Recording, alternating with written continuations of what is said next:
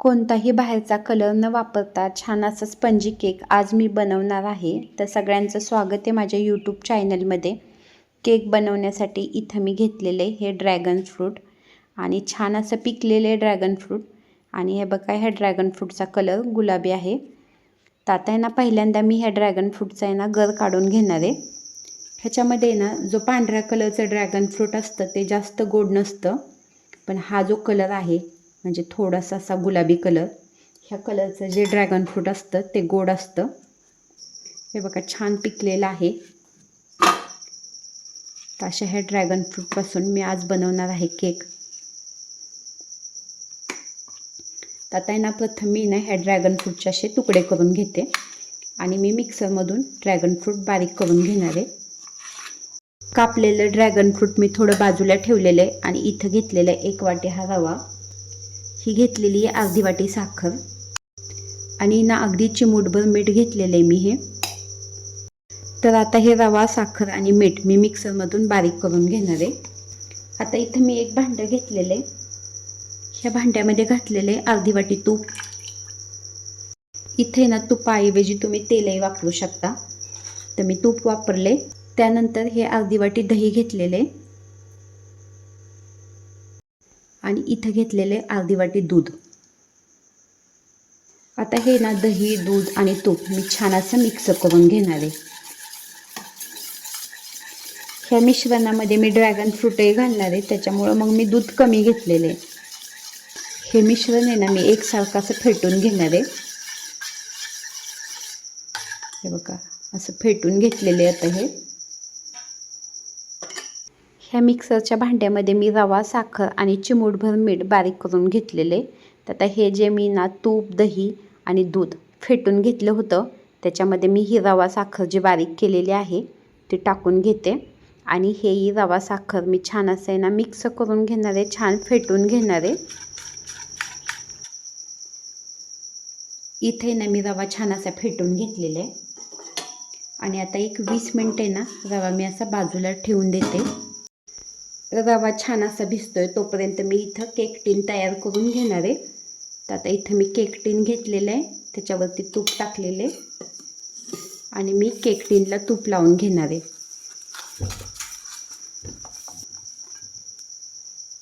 आता ना हे घेतलेले गव्हाचे पीठ.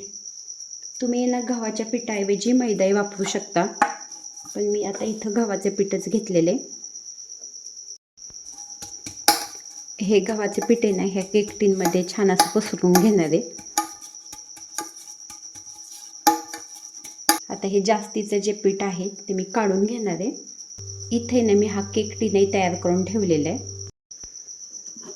इथं आता एक 20 मिनिटं झालेली आहेत आणि हे बघा, हे जे मी रवा टाकलेला आहे तो छान असा फुललेला आहे.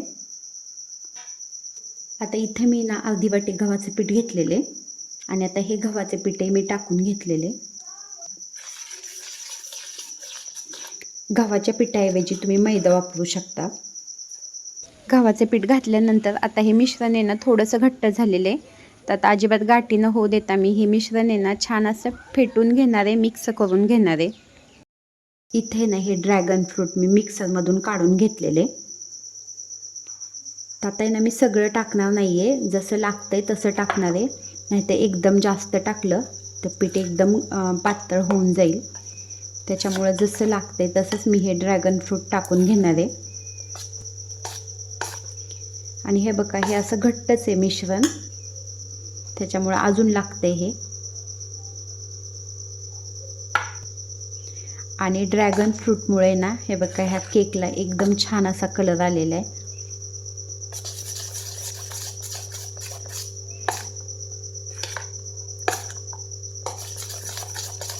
हे आता घट्टच वाटते मिश्रण, त्यामुळे जेवढं मी ड्रॅगन फ्रूटचं आहे ना ज्यूस काढून घेतलं होता, बारीक करून घेतलं होतं मिक्सरवरून, ते सगळं ड्रॅगन फ्रूट मी टाकलेलं आहे ह्याच्यामध्ये.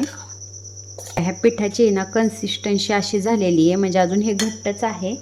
त्याच्यामुळे ना मी हे दूध घेतलेले आणि थोडंसं दूध घालून घेतलेले. केकचं बॅटर आहे ना मी हे बघा असं करून घेतलेले. तुम्हाला ना इसेन्स घालायचा असेल तर तुम्ही इसेन्सही घालू शकता, पण आता इथे ना मी वेलची पूड घातलेली आहे. तुमच्याकडं जो कोणत्या फ्लेवरचा इसेन्स असेल तर तो तुम्ही घालू शकता केकमध्ये. आणि वेलची पूड घातल्यानंतरही मी असं आहे ना छान असं मिश्रण असं हलवून घेतलेलं आहे. हे बघा. आता इथे ना मी गॅसवरती कढई ठेवलेली आहे. कढईमध्ये रिंग ठेवलेली आहे आणि कढई मी तापत ठेवलेली आहे, म्हणजे गरम करून घेतलेली आहे. केकमध्ये मी बेकिंग पावडर किंवा बेकिंग सोडा वापरणार नाही, तर इथे मी इनो घेतलेलं आहे. एक अख्खं पाऊच मी इनोचं टाकलेलं आहे. ॲक्टिवेट होण्यासाठी 1 चमचाभर हे पाणी टाकलेलं आहे.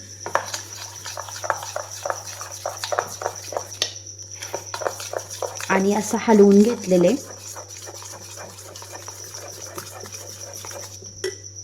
आता इथे ना माझा हा केक टीन तयारच आहे. तर ह्या केक टीनमध्ये मी हे बॅटर ओतून घेतलेले.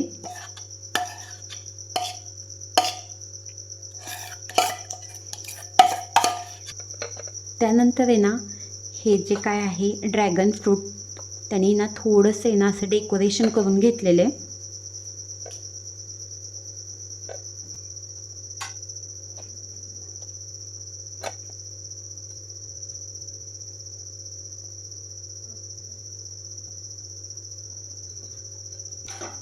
आणि हे बघा असं हे हलवून घेतलेले.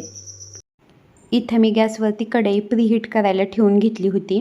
तर त्याच्यावरती हा केक टीन ठेवून घेतलेला आहे आणि पूर्णपणे कढई झाकली जाईल असं ताट ठेवून घेतलेले. आता एक 45 मिनटं मी हा केक बेक करून घेणार आहे. आणि एक 40 मिनटं झालेली आहेत. तेव्हा मी ना हे ताट काढून पाहिलेले आणि चाकू केकमध्ये घालून पाहिलेलं आहे. तर चाकूला आहे ना दोन्ही साईडला काहीही लागलेलं नाही. केक छान असा बेक झालेला आहे. केक टीन पूर्णपणे थंड झाल्यानंतर केक टीनमधून मी केक बाहेर काढून घेतलेला आहे आणि मस्त कलरफुल केक तयार झालेला आहे. बाहेरचा इतर कुठलाही कलर न वापरता छान असा कलरफुल केक तयार झालेला आहे आणि मस्त स्पंजी झालेला आहे. चवीलाही भारी झालेला आहे केक हा.